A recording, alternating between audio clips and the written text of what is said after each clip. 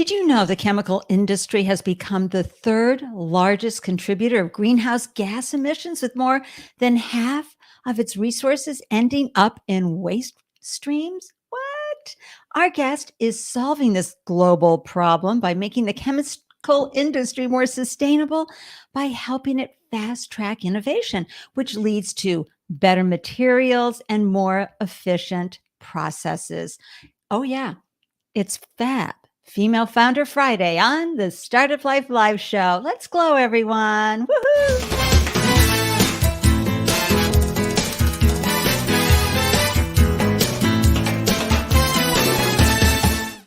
Hello and welcome to the Startup Life Live Show. I'm your host, Ande Lyons, 4 times founder and startup champion to founders around the world. And wow, am I grateful you carved out time to tune in and grab some nuggets from our delicious conversation today, because as a 4 times founder, if I'm, .com to food manufacturing to IT, I'm telling you, I have a pretty darn good idea what you're crawling through every single day. And I'm so in awe and wonder of your courage and tenacity and the strength that you're pulling in and your resilience, because this is a roller coaster ride unlike any other.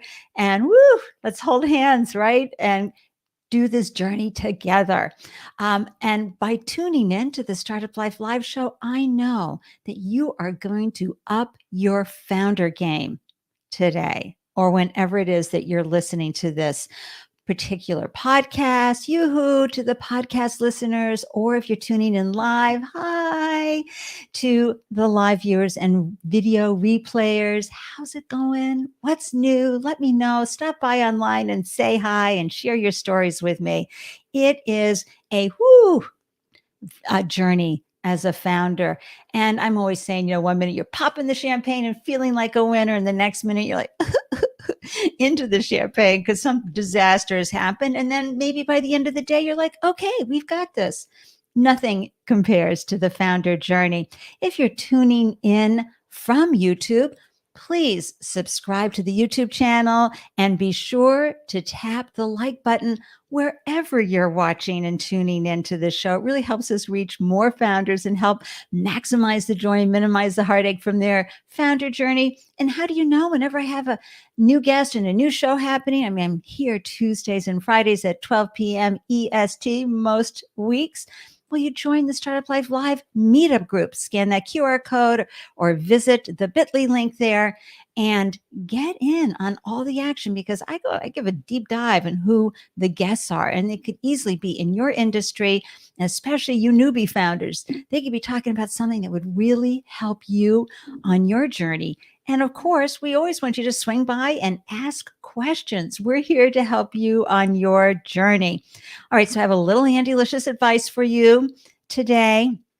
As you're going around on your journey, I just want you to think about something that's really important, and that is a business. It's not a bathrobe. I love that saying. It's not a one size fits all.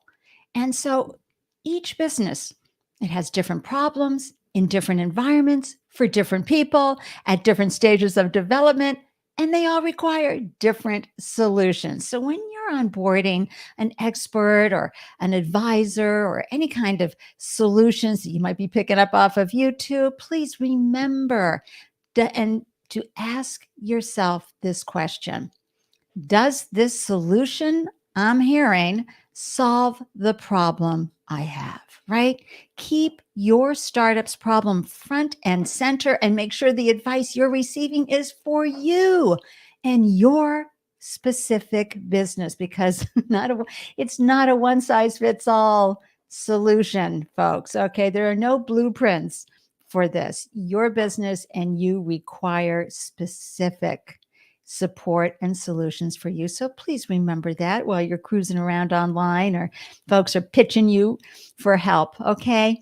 All right. That's it for the Andelicious advice. And let's move on to introducing our amazing guest, the one and only Daniela Blanco. Okay. Now, this is a phenomenal founder She's the co-founder and CEO of Sunthetics, where she developed groundbreaking machine learning platforms that enable the development of new chemicals, materials, and processes up to 15 times faster, significantly reducing R&D emissions by up to 95%.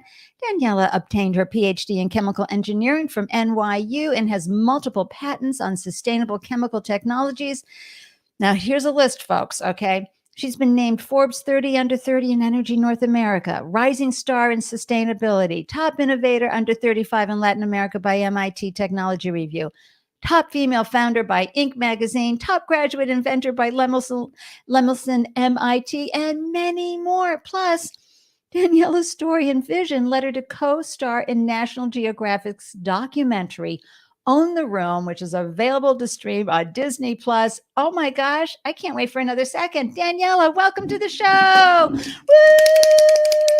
We're so happy you were here. Thank you so much for having me. Excited to be here with you today. Oh, I'm so excited. I just, reading your background, I told folks I was putting on my best smarty pants today. So I'm really tuned in and ready to glow with you. Where are you hailing from today?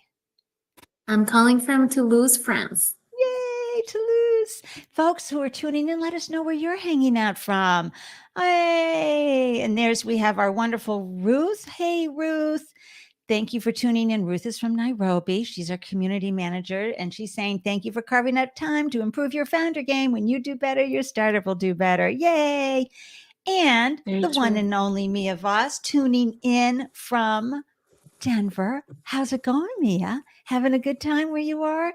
This is wonderful. And listeners and viewers know that whenever Mia comes by, that's right, we pop up her amazing podcast, Shit We Don't Talk About with Mia Voss. Mia has this unique ability to dive deep into topics that you might want to go, I don't want to talk about that. She knows how to get great guests and go deep on these conversations. They are fascinating, and I always learn something from them. So thank you, Mia, for stopping by. And one more before we start our conversation. And Brent from Ottawa, Canada, loyal fan, reminding us that disability is innovation, whether it's visible disability or invisible disability. So thank you for that. Oh, hey, Richard O., the podcaster himself. Anybody need a good podcast producer? Richard O, talk to me guy from Northern California is ideal for that. Thank you, Richard, for stopping by. All right, Daniela. Well, first of all, I asked you this before we got started. Can we talk a little bit about the film Own the Room? I mean, this is amazing. And folks, let me just give you a little recap. 5 students from disparate corners of the planet take their big ideas to Macau, China, host of one of the most prestigious entrepreneurship competitions in the world, the Global Student Entrepreneur Wars. And Daniela, you were featured front and center, and you went through a lot. Please tell us, how did this happen? This is so amazing. Yes, of course. So let's see. Probably I should start just from the very beginning, which is that I'm a nerd. I've been a nerd ever since I was little. I knew I wanted to be a chemical engineer. And, I came to the US to do a PhD in chemical engineering and develop sustainable technologies for the chemical industry. So far, I'm guessing you can tell that I never saw a Disney Plus documentary coming down my way. But, when I started my PhD, and I realized that I wanted to build something that would actually be implemented in industry, I decided to look into how to create a company, how to make sure that we could commercialize that technology. And I started joining student competitions because, it can get you a lot of resources, a lot of advice, a great network, and also funding. And I was fortunate enough to run into this competition. It's called the Global Student Entrepreneur Awards. So it doesn't matter where you are in the world. If you're tuning in and you're a student, you should definitely apply. Each country has their own chapter. Yeah. And in the US, you even go first to the local chapter. So I was living in New York. I went there. And I remember that, the first time I go there, they tell me, this is different from every other competition you have ever done for startups. We care about your business, but that's not all we care about. 70% of what we care about is your story and who you are as an entrepreneur. Why are you the person who is going to change the world? And then if you were to win, you would go to a national competition, and then I would get to represent the US. as you can imagine, as an immigrant, I was even wondering, if I had a chance at doing anything, if I was in the right place, if I had the right to even compete. But do you know what? I think life and God had probably planned it so that my story through the competition could be a way to show people that it doesn't matter where you are from. It matters where you want to build and where you want to go from there. So I got to represent the United States, my second home, and I got to go to this amazing competition where they featured our stories competing, going there. And thankfully, it even got turned into a documentary that now people can access to hear stories about students who are building ideas to change the world. And difficult situations, right? I think I'm on somewhere. Yes, I'm hearing yes, an you echo have. on your end. And I think that's what made it so fascinating, is that because you and everybody who won, I think the 5 students that they featured, they were all coming from crazy situations, really filled with uncertainty. So you're originally from Venezuela, correct? Correct. Okay, so you had left under difficult circumstances. Yes, as people probably know, Venezuela has been going through a very complicated economic and political situation. And at some point, I realized that not just for my safety and for my well-being, but also for my career, I had to leave the country. And as immigrants, it's really hard. You leave your family behind, you leave everything you pack your life in 2 bags and you're gone. And sometimes not even knowing when you can come back and when you're going to see those that you love the most. When you especially leave and you have your most loved ones in a place that is so unsafe, you live with a lot of worry. You live with a lot of concern. And I think I would always say that it feels like you live with your body here and your mind and your heart somewhere else. So it is a lot that comes from it, but I think it makes you stronger. It helps you value a lot of different things, and it shows you how resilient and how strong you really are.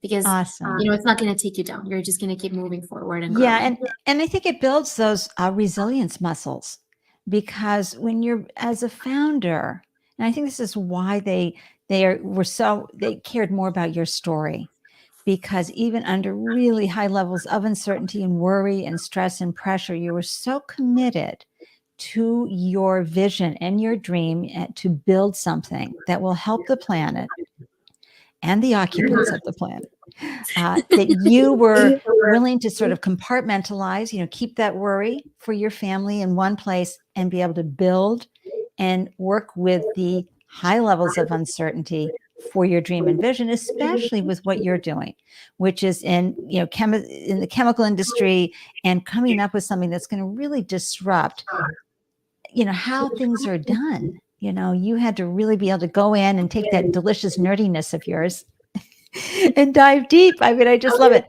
I'm a nerd, everybody. I'm a bona fide nerd. I've been a nerd since I was I love that you called it right out there. Let everybody know who you are and who you be. Well, thank you for sharing that. And folks, I'll have a link to the documentary and information to the documentary Own the Room in the show notes, because it's fascinating and the other founders are fascinating. And I really think it's inspirational too, because you can see how they're walking through it and the mindset and everything that they're bringing to the situation, to their startups, in spite of what's going on in the world and in their surroundings. So I love that.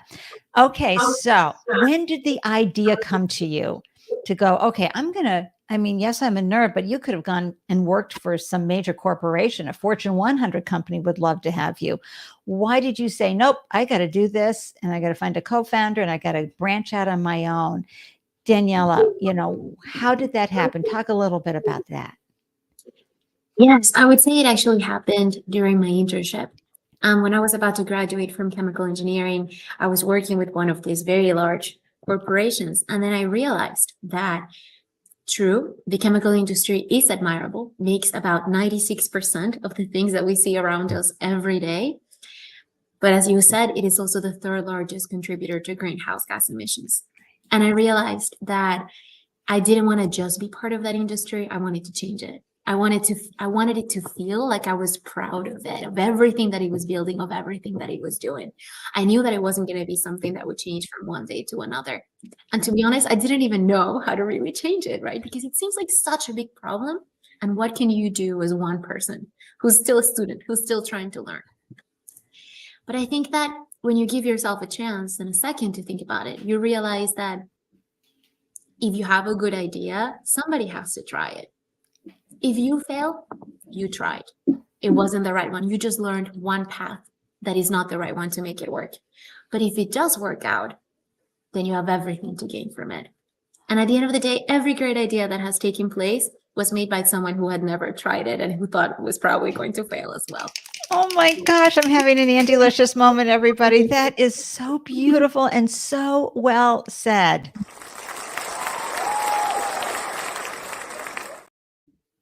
That right there is inspirational for any founders tuning in, right?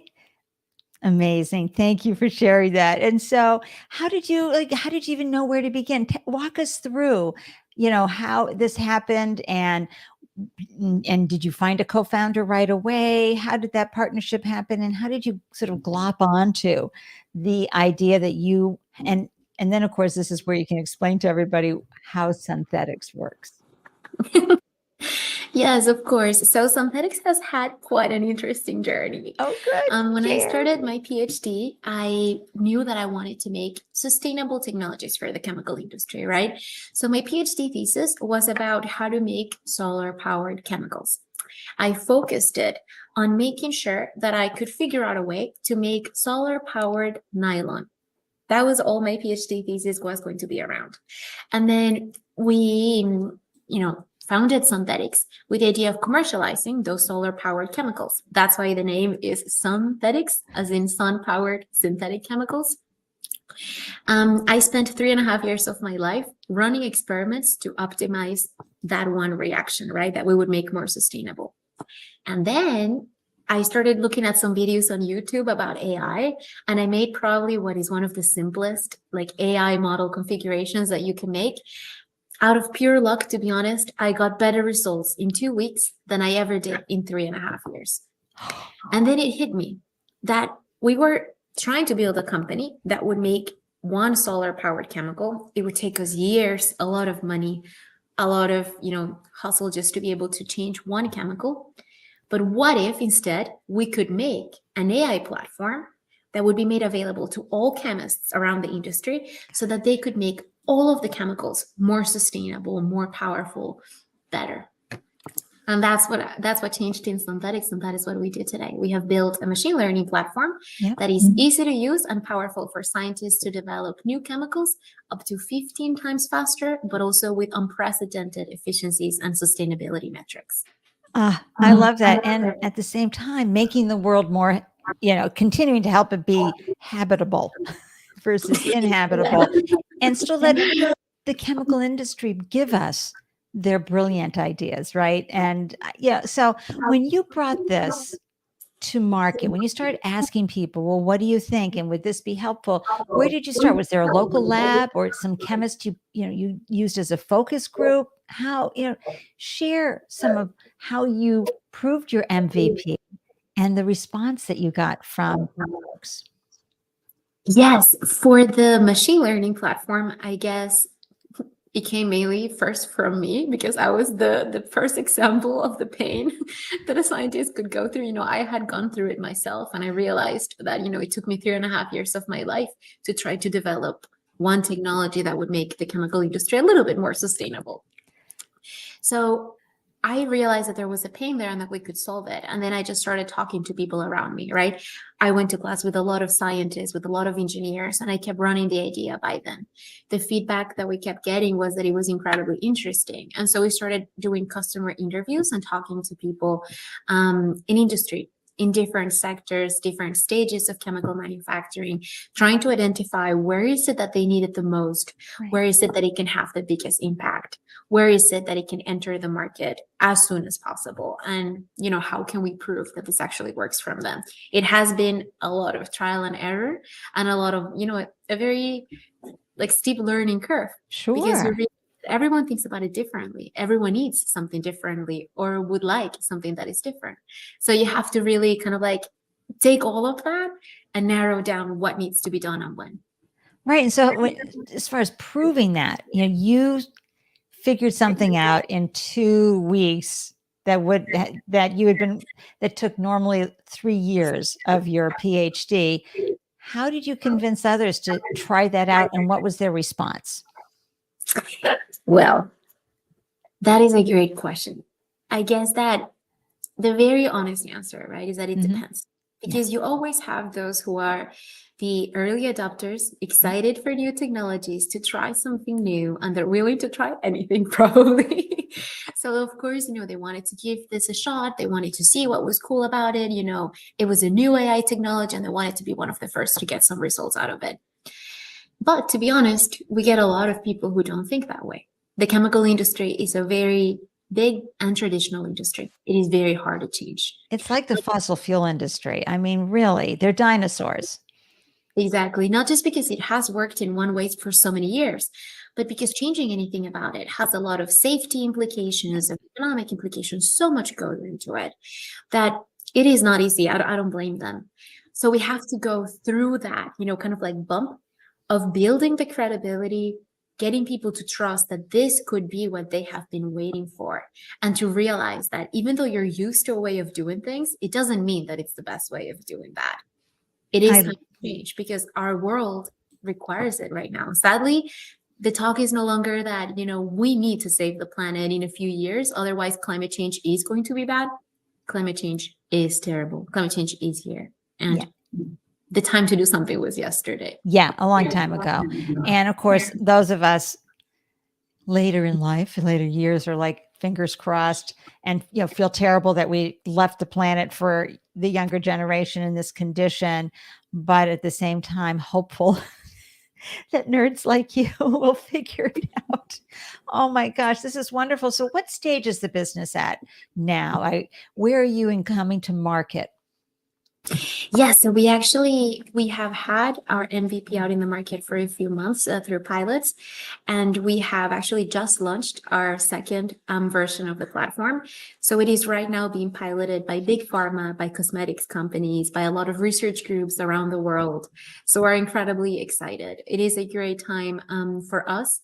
Any chemical engineer, any researcher, any scientist, chemist, materials engineer, anyone who's doing research and who might want to test it out, they can reach out to us because we're right at that spot where we have a lot of people joining this movement.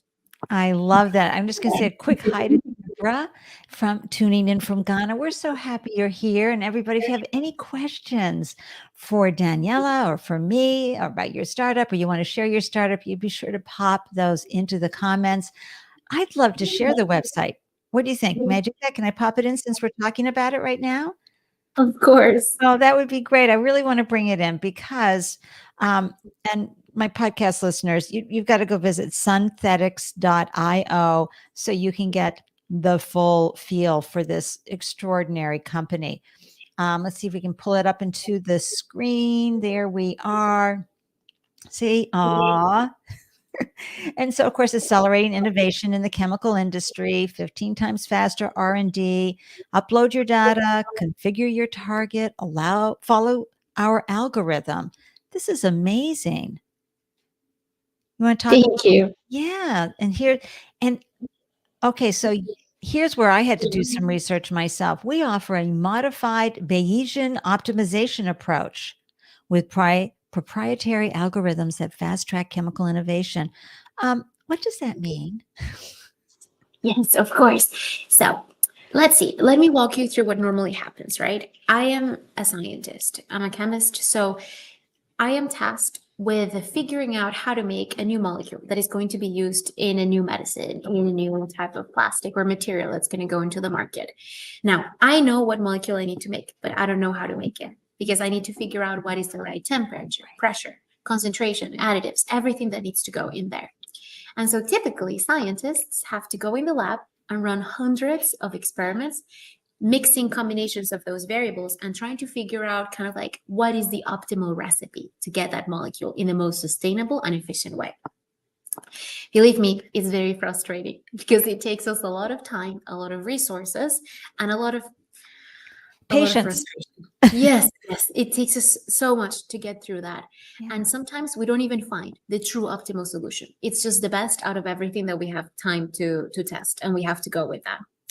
So now what we do and what this platform does is that it implements a Bayesian optimization approach, which is just a fancy word for saying it's a 3-step process. Thank You goodness. run first a few experiments, which let's say is only 5 experiments. So just have 5 data points. You upload that onto our platform, and we will make a prediction using AI of how your entire reaction space is behaving.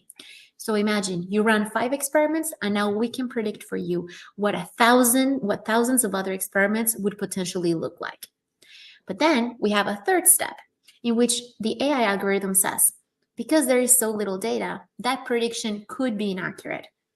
So let's be smart enough to recognize what new experiments the scientists can do to help me fix that prediction if necessary. So we guide you through the experimental campaign as well. And that is what closes the loop for Bayesian optimization. The fact that we don't just make a prediction, but we tell you what experiments to do next so that we can confirm that that prediction is correct or fix it as quickly as possible. And that is how you reduce as much as possible the number of experiments you end up having to do. Wow. I'm so happy you walked us through that. And folks, you'll see on the website, there's a request a free demo button. You be sure to slap that down and do this. I appreciate you taking the time to do that because we have listeners from around the world and viewers from around the world. And there's a lot of them that are so passionate about machine learning, AI, and they're going to love hearing this segment, about how Sunthetics works and how it's reducing that turnaround time using AI, which I just love that you watched something and you went ding, ding, ding, ding, ding. And your idea was like, oh my gosh, I can do this. And off you ran. Daniela, this is why founders and entrepreneurs are, the future for all of us. And what you're doing at Sunthetics, yes, I imagine it's going to take time to get your customers, on board. What's a typical conversation that you have to help someone who might be afraid to try? And I ask you to share this because I know there are other founders out there that are trying to get customers to try a new idea, a new way of doing things, because they're disrupting. We have the fashion industry, we have certainly renewables, we have so many ways that folks are disrupting in order to improve our conditions on the planet. What's been working for you in these customer acquisition conversations? Yes. So I think what has worked best is that before going to try to convince anyone to buy this or to try this, I did a lot of interviews where I would just ask them what they thought in general about what we were building, right? So I told them, what if I told you that there could be an AI platform that did this? What are your thoughts about it? And then they would say sometimes, oh, I'm afraid I won't know how to code it.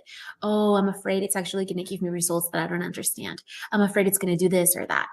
So then what I ended up doing was crafting kind of like a speech or a line of thoughts or ideas that I could walk people through so that I could answer all of those questions that they usually have and answer how we were addressing each of those pinpoints.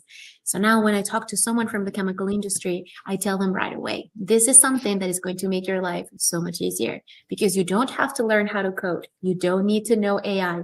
You only need to know few experiments. You'll upload them like this. You'll get all of these insights that are already distilled for you. You'll get all of our support. This is like having an AI partner in the lab that you didn't have to worry about, figuring out how to make, and that is going to make your life much easier than it ever was. Oh my gosh, everybody, let's do a round of applause for this incredible strategy.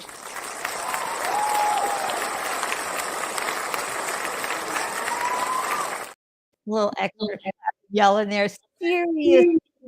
Doing that interview, you found all the pain points, the objections, their fears, everything, so that you could put a nice, tight little, hey, I understand, but we are that AI person in the lab, as if you had hired us, right? We're in there, reliable partner. We're going to do this, and you just can address their fears right in front.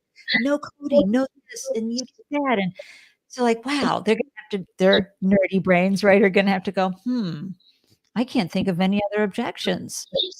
Yes, yes, no, it is true. It is also, do you know what I have found also helps? Connecting with them, showing them that I went through that pain too.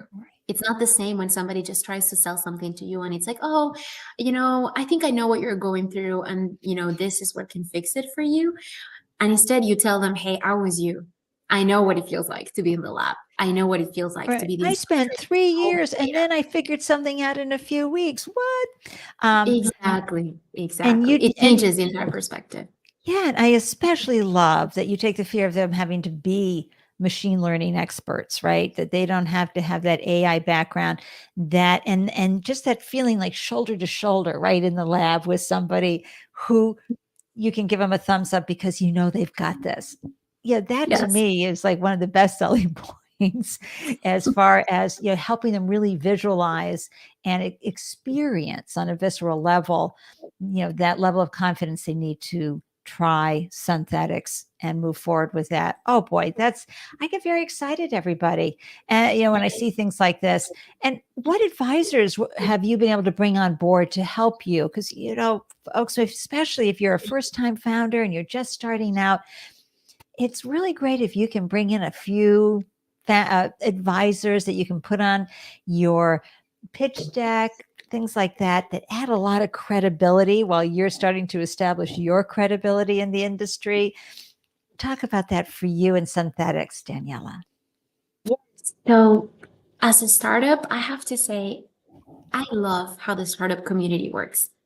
I think that once you're in there, you realize that you want everyone to succeed as much as they want you to succeed. We know that we're all, going after great ideas that are going to change the world. So if you haven't tried it, you will be surprised at how many people are willing to take a look at your deck, take a look, listen to your ideas, give you feedback, share their thoughts, give advice on how they managed something that you're going through. And that is the best support that you can get. At Sunthetics, we have an incredible network of mentors from all of the competitions that we have been through, just from events that we have appeared at, and I would say right now our investors too have become those incredible advisors. That's the best. I feel incredibly grateful because I learned early on that there's a lot of money in the world. What you're going after when you're fundraising is not the money really. You're going after the people who believe in what you're building, who know that this is important, and who will do everything in their power to help you, not just with money, but with their support, with their ideas, with their advice. So today, our investors are probably our biggest and most supportive advisors. You just brought up one of my favorite teaching moments. In fact, I have probably a TikTok, a short on YouTube about this, which is the equity test. So thank you, Daniela, for bringing this up. Founders, when you're bringing on investors, you really have to stay strong. I know sometimes it's like, I need the oxygen. My business is going to die. But you have to put them through the equity test. And that is what Daniela said. What are they really going to be bringing to the table that will add value that's not a tangible like the cash, right? Because you're going to run out of the cash, but you're not going to run out of that advisor's ability to help you think your way out or support you through a tough situation, right, Daniela? Yes. And the way that I think about it, right, is that Synthetics is a family. Synthetics is my family. So everyone in our team, the same way that when you're hiring someone, they have to fit Yes. the culture of that team. I think about it the same way with investors. It's like, are they part of our family? Are they a good fit for what we're building and for the people who we are and the culture that we have? And you said it, it's very, stressful because you need the cash. We all know that. But more than that, you need the right support. And I'm thinking the wonderful Justice Mendez introduced us, right? And I'm Yes, thinking, one of our incredible investors. oh, he's so delicious, folks. We had Justice on this show a few months ago, I think in the fall of 2022. Phenomenal investor and founder. And I think we saw either an IG reel or something, and I think it was him who said it, which was, when you onboard talent, anybody, it has to level up your culture, right? It's not there Yes. to get them up to your culture. No, you want them to be not just hitting the ground running for your culture, but you want them to help take your culture even deeper into its mission and vision and purpose. Oh, and Definitely. how has it been onboarding talent for you? How has it been, is it, do people have to be at a certain location? Are they from around the world? How has that been working as a founder for you? So in our case, since we're actually focused on building a software right now, a software platform, we have a completely remote team. We have people in the US, but we also have a lot of people in Europe. And it is amazing. I mean, I think that hiring is probably one of the hardest things that I have had to do. You learn a lot as you're trying to do it. And I think you learn to really, kind of like go with your intuition. You know who's right. You know who feels right for what you have to build. And I think that once you bring them on board, to me, it feels right when you realize that they also own it. I think what I love most about our team is that everyone, owns the product that we're building because they know that it's theirs. They know that they're so key, so essential to what we are building that they will put their soul into it. I feel incredibly grateful because at this point, Sunthetics is not me. It's all of us, and they know it. And again, you brought up another wonderful teachable moment, which is the fact that, folks, it's not the customer's always number one. It's your team. And that's what you just showed, is that you've given them ownership so they feel invested in all the levels, right? Mentally, emotionally, physically, everything in the business. And you've shared your trust with them. And this is, and folks, when you put your employees, your team as number one, not the shareholders, not the investors, not the customers, your employees, you're going to take care of everybody else as a result. So, Daniela, thank you for giving me so many great opportunities for teachable moments. Let's talk about fundraising. Now, your co-founder, male, female, diverse, white male, who's on board with you? Yes. So our original co-founders, when we were doing the solar powered chemicals, we were almost all from NYU. So I would say the biggest one is right now my advisor from the Ph.D. He's a professor at NYU, Miguel Modestino. We started working together when I started the PhD. Of course, after I graduated and I made the pivot to work on everything that has to do with AI, I took more of the full-time role in Sunthetics. I'm the one leading it right now. Okay, so I have purpose behind my question, folks, which is there's so much bias. We're all reeling right now that not only did the investment in female founders go higher or anything over 2022, it went lower. And everybody is just spinning over this because we've heard from investors ad nauseum. Yes, and we've brought on female partners and we're doing this and we're going after the female founders. Well, then why is it down 1%, folks? Let's talk about your fundraising experience as a female founder. How'd that go for you? And share some of your learning moments with us, please. Yes. Let's see. So I think fundraising was probably one of the most challenging things I've had to do as a founder and a CEO. It is very stressful. It is a lot of work that goes into it. There are a lot of no's that you get. And I would say that at the very beginning, I was so frustrated because it feels so hard and it feels like you're not going to get it ever. But I was very lucky and I got into this program. It's called Beat the Odds Bootcamp. It is driven by these wonderful women who are founders, female investors, and they make this bootcamp just with female founders to walk you through what implicit bias is and how it affects fundraising in the US and in the world. And do you know what is so powerful about it? That it made me realize that yes, it's hard. It's hard for everyone. Yes, it's even harder for women, but that is not my fault. That is not my fault. And that doesn't mean that I can't get through it. It happens in only like less than 2% or whatever, but I can be part of that percentage. And we're all fighting to change that percentage. I have not heard That's boot camp. I'm going to put the link in the show notes, folks. I'm going to go find this myself. I feel like this is wonderful news. As a woman who went through an only all women's MBA program, I know how important it is when you get all women in the room and you're trying to solve a big problem like bias, implicit bias, unconscious or conscious bias, and how to best address the questions that are rarely asked of male founders, especially white male founders. And also mindset. Did they give you anything about mindset? Stepping on and just saying, "Give me the money." The confidence that I see white men, and especially if they're coming from a background that sort of validates their ability to ask for funding. Did the Beat the Odds boot camp teach you some of that mindset? Because I know that women sometimes feel like, "Please, may I have some money, sir?" Instead of understanding the fair value, the reciprocity. You're giving up equity in your business, which is very valuable for the cash that's going to really help you soar. Yes, no, it is totally true. I mean, they give you so many tools about how to learn that, women tend to downplay what we do, what we have. We tend to, like talk about it in a way that is so much more about certainty. We want to be sure about the things that we're saying. So we don't paint the big picture, or we don't tend to, like exaggerate anything. And, they show you how different that is between like male founders and female founders.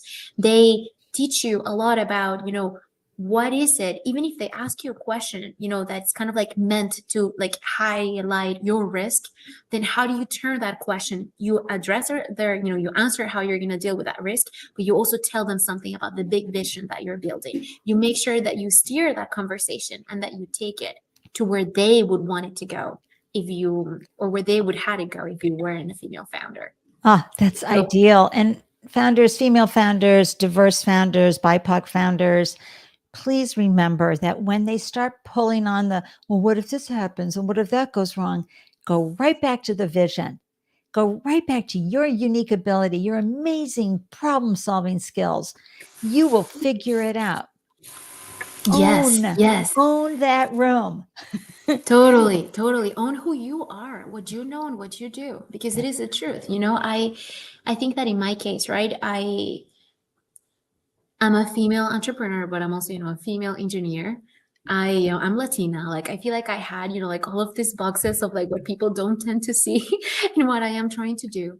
And, this comes up really often, not just even for entrepreneurship, but it's for everything. It's like, you look too young to know AI, or you are too girly to change the chemical industry. You shouldn't be the face of this technology that you're building. I've heard that so many times. But I learned that, you know what? Nobody can make me feel less about who I am unless I let them do that. And I choose not to let them do that, because the fact that I'm a woman, the fact that I'm a Latina, the fact that I'm any of that makes me special and makes me the perfect person to build this, because that's what got me to the place where I am today. And I feel like more than ever, I feel proud of that, and I own it, and I show it to people. Excuse me, folks. I may need a tissue. That was so beautiful. We need to carve that out and just send that to everybody, every female, every BIPOC founder. Okay. Why not you? You are worthy no matter what. And, you have a lot that you're bringing to the plate, and you are valuable. Your idea is worthy and valuable. And I also want to return to what you said, which is, it's not my fault they've got this bias. Not my fault, not my problem, not my circus, not my monkeys. I'm going to get that money. And I think that's so important. And I think if anybody's listened to Abby Wabach's Wolfpack speech, they know this. One of the steps in her speech talks about the soccer coach who says, "Give me the ball." It's that determination. I'm going to win with this. Give me that ball. I'm going to go score that goal. Yeah. Sometimes, do you know what I have learned? Sometimes even playing it against them, meaning they think you're not good enough. Don't fight. Don't get stressed about it. Calmly show them, explain to them, answer their questions, and they don't see it coming. And it actually takes them by surprise and drives your point home. It shows them right away that you are capable, because you are, and you know it. I love that so much. So that leads me to, of course, talk about how, yeah, how are you measuring the success that you're having for your company? What does that look like? Are you using your own measuring tape? Because we all have different ideas, and sometimes it's, people are saying, "Oh, well, you're not successful until this happens." How are you measuring success in your life? In my life, not just in the startup, you mean? Well, in both, because there's the personal success, like, wow, I launched this business. I feel like $1 million. This was really hard. I'm amazing. But then there's the success of where your business is at. And Daniela, I hear so often from founders, oh, like almost ashamed that they're not further along, which is ridiculous. You talk to any seasoned founder and they're like, oh, yes, I was the 11-year overnight success. you know, these things It take is time. true. Or founders will think that there are other constraints based on what they see out in the startup community or the mythologies that are shared about entrepreneurship. And so I ask this question because there's the milestones that you have for you as a founder personally, right? Where you're growing and Yeah. and then there's the professional where you want to see your business in so many years. So if you could just touch on that a little, that would be lovely. Yes. Let's see. I think the honest answer is that I don't have like one metric that I use, but I would say that for the startup, I care mostly about two things. One of them is how the team feels. Like to me, that's the biggest validation that we can have. It's that we're building the right set of people so that Right. we can get to where we need to go. But second, it is that I try to remember and I try to measure how many of the goals and the dreams that I had before I've already accomplished. I try to always take the time to realize, like, I remember when I dreamt of signing my very first pilot. I remember when I dreamt of having the platform used for the first time in an industrial setting. I remember when I thought it would be impossible to get my first investor to sign. And then you get them, and they feel, because when you finally get there, of course, you have this even bigger goal. So it is sometimes, like very easy for people to just overlook what they have just accomplished. But I try to always remember that the thing that feels little now and that now you have to keep growing towards something else, that thing felt huge before and you have made it there. Oh, So I love that. I think, actually one of our investors right now, Mark Leslie, he just told me something that was so powerful. I had this meeting with him and I was walking him through everything, the good things, the bad things that we're going through, everything. And he at some point told me, Daniela, like, I want you to breathe for a second and realize that what you're living right now happens once in the lifetime of this company. This is incredibly special and you should never forget how it feels. Live it and enjoy it because this is once in a lifetime. oh my gosh. What was his name? Mark Leslie. Mark Leslie, thank you for that anti-licious advice. Thank you. I mean, Yes, I want to because share it with everyone because it was so powerful.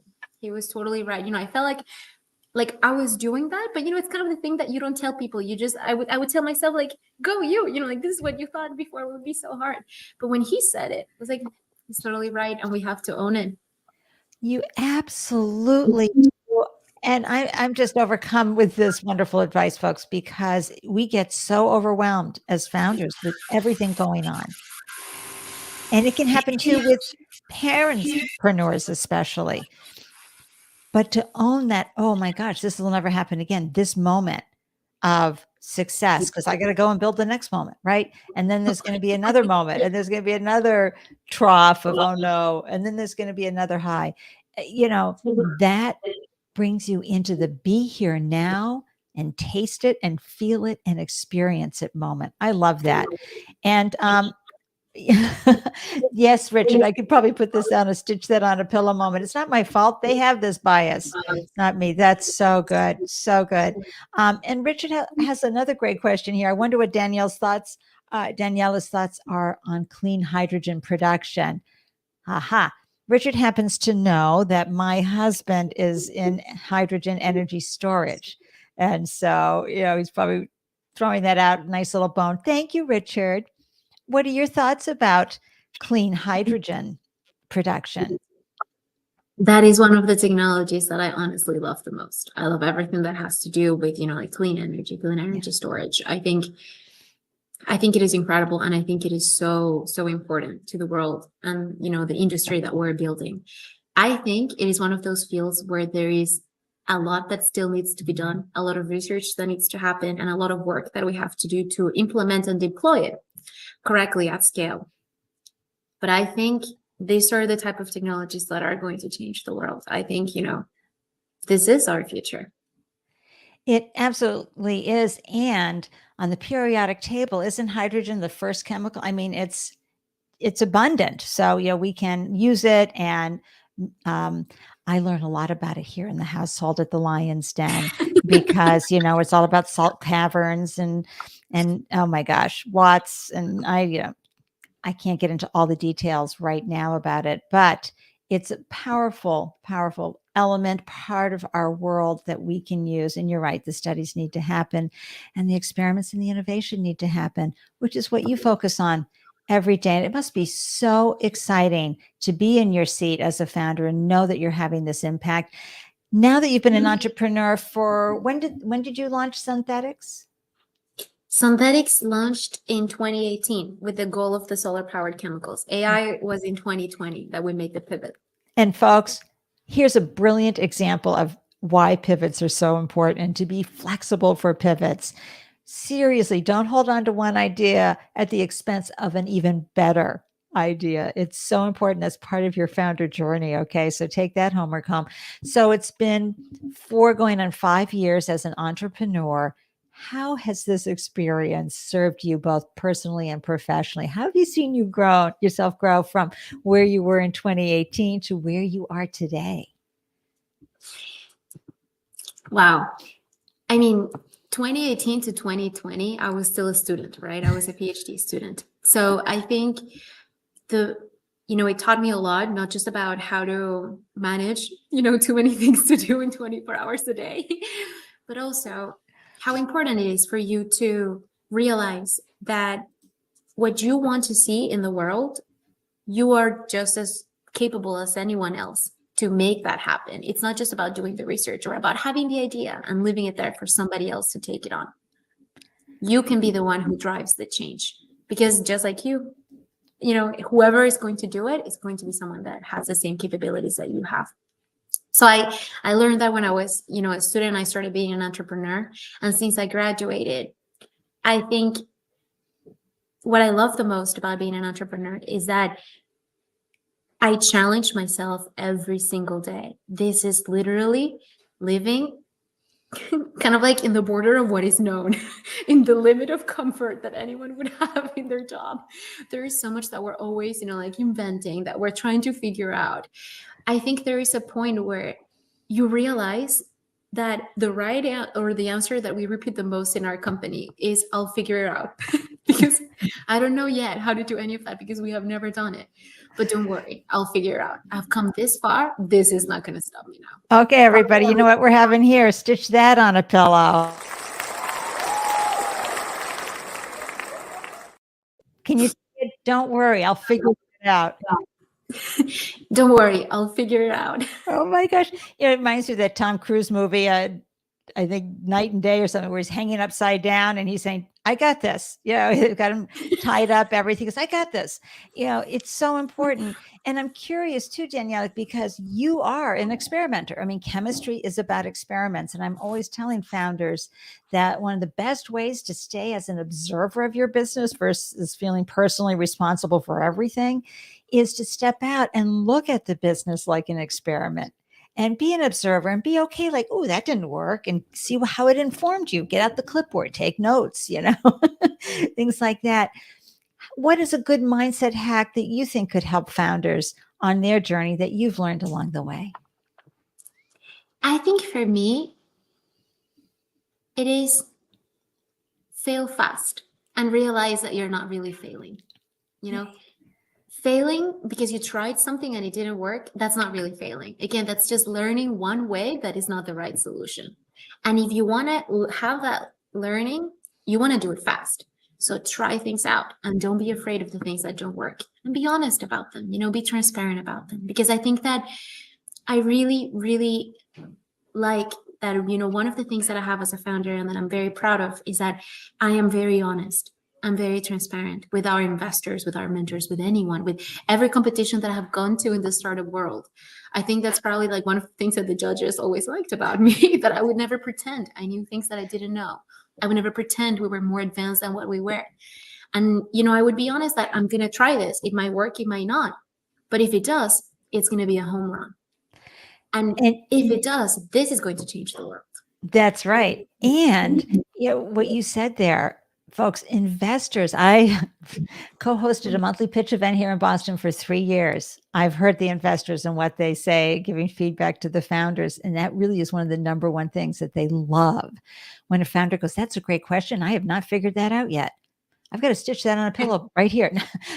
But that's great. But you know what? That is something, that's a thread I'm pulling on, and I'm confident I'm going to get the answer to that. But I'm working on it, and it's just, wow, it doesn't get more honest than that, but also shows your communication style. That you don't gloss over that means that if they invest in your business, you're not going to gloss over. You're going to always be giving them the facts. Right, Daniela? Yes, completely. Yeah. And can I just say too, the other thing I loved, I couldn't decide for the stitch that on a pillow moment, but to remember that you are capable and you have the ability to take that idea and drive change. That's just so phenomenal. And Ruth is also throwing out, and delicious moment, fail first and fast and realize you are not failing. Like, don't attach a lot of negative connotations to the word failure. Failure is just, yes, that gets you faster to success. It's great information. And I think we've just been indoctrinated for bad vibes with failure. Daniela, this has been seriously a phenomenal conversation. You have added value to founders around the world through your insights and your wonderful stitch that on a pillow moments, and delicious advice, everything. What final thoughts would you like to share with everyone before I pop you in the green room and wrap up our delicious conversation? Let me see. I would just say that, I love hearing stories about what people do. But the interesting thing is that we tend to only hear the story of those who succeeded. And we tend to hear only about that end result, about what did work, about what went great. We don't realize how much went behind it, how much failure there might have been, how many things were tried that didn't work. And when you listen to that part of everyone's story, including mine, that's when you realize that you're just like them, that you're just like those people that you admire, and that you can do whatever they did and probably even more. So whatever your dream is, whatever your motivation is, whatever you want to accomplish, go for it. Don't let anyone, and don't let yourself say that you cannot do it. Prove yourself wrong. Oh my gosh, Daniela, thank you. Thank you so much for joining us today. I am a huge fan and I'm cheering wildly and agree 100%. This is why we have, the real stories from diverse founders on the Startup Life Live show. We're very confident in sharing what we've been through so that other founders, you don't feel like you're alone, like you're the worst thing ever, like the worst founder for your company. No. Take Daniela's advice to heart. I love that, Daniela. Thank you very much for joining me today. Thank you. Thank you so much for having, and thank you for everyone for tuning in and watching. That's great. All right. So folks, I've got so many nuggets that I'll be sharing around everywhere on social. And I know that you too benefited from the insight and the wisdom shared by Daniela Blanco today from Sunthetics. Let's see who's coming up next on the Startup Life Live show on Tuesday, February 7th at 12 p.m. ET. We're chatting with Elise Maslonic. From living in a domestic abuse shelter to creating a self-funded business that now raises millions of dollars for underprivileged children, Elise has experienced it all and she's sharing it all with us. So be sure to tune in and meet this phenomenal female founder and hear her sensational startup stories and how she's changing the world. She took Daniela's advice I can be that person and drive change in this area. And her, the hardships that she came from and how she's changing the world is amazing. So thank you for tuning in. I'm cheering wildly for you from, this is February 3rd here in Boston. It's Arctic, it's freezing. And I got to tell you, stay warm wherever you're glowing. And I'm blowing you kisses and wishing you a delicious day everywhere you glow. Mwah. Thanks for carving time out of your day to tune in and up your founder game.